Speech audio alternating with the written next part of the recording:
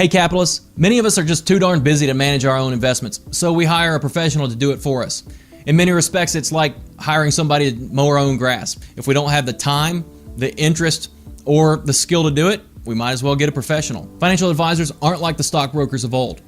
When they call you to make a change to your portfolio, it's not because they get a commission to sell your old investment and buy the new one. Most get paid a percentage of your assets that they manage for you. Advisory HQ reports that on average, you can expect to pay about 1% annually to have a professional manage your $1 million portfolio. So the more your portfolio grows, the more your advisor gets paid. It's a wonderful system. However, when it comes to private investments, financial advisors harbor a sad truth. They just can't and won't tell you about them. They aren't allowed to tell you about some of the most lucrative investments that you could have in your portfolio because they could face serious reprimand from their firm or regulators for selling away. Oh yeah, and you remember that thing about them getting paid more to manage more of your assets?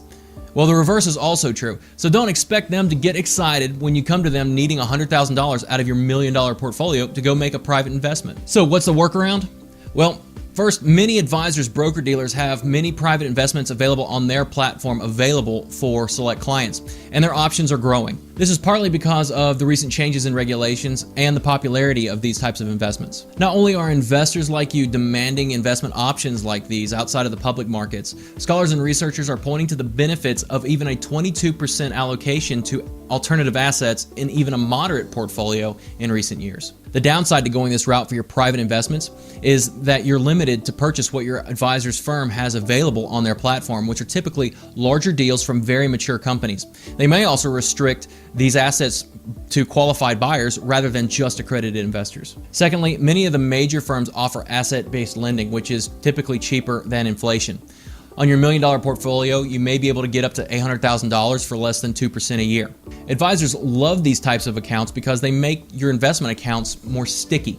So this is probably the first option that they're going to offer you when you say that you want to make some private investments. Beware, even though repayment is at your discretion, you could be faced with a capital call should your portfolio drop below a certain threshold. Further, don't forget that private investments carry substantially more risk than public investments or those private investments available on your advisor's broker-dealer's platform. If a deal goes belly up, you're still on the hook for that line of credit. Private investments are a great addition to your portfolio, but if your funds are managed by a financial advisor, you're probably not getting what you want. You may be faced with having to develop that portion of your portfolio yourself. If you want to learn more about building a portfolio of private investments for yourself or others, then I strongly suggest this book, Inside Private Equity. This book's got you covered from the theory to the practice of building a portfolio of private investments. Of course, if you don't have the skill, the time, or the interest, you could always hire a professional.